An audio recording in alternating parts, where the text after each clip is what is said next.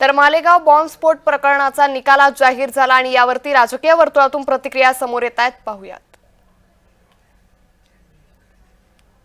अजून कोणी होईल आपण व्हाल न्यायाच्या प्रतीक्षेत. काय आहे, if justice needs to be done, म्हणजे याच्यामध्ये मुंबई धमाकामध्ये 189 जवळपास 190 लोकांचं जीव गेलं होतं आणि या मालेगाव धमाकामध्ये 6 लोकांचं जीव गेलं होतं.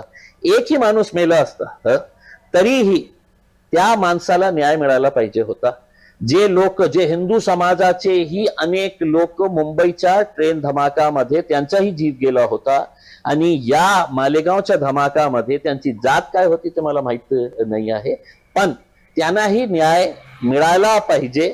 आणि याच्यासाठी या देशामध्ये फालतू गोष्टीवर चर्चा न करता लोकसभेमध्ये या गोष्टीवर 2 दिवसाचा विशेष अधिवेशन करून आपण फक्त या देशाची न्याय प्रणालीमध्ये काय त्रुटी आहे, आपल्या इन्व्हेस्टिगेटिंग एजन्सी जे आहे, जे सगळ्यात सुप्रीम एजन्सी आहे, नॅशनल इन्व्हेस्टिगेटिंग एजन्सी स्थापन करण्याचा उद्देश काय होता की राज्य सरकारचे जे एजन्सीज आहेत ते सक्षम नाही आहे.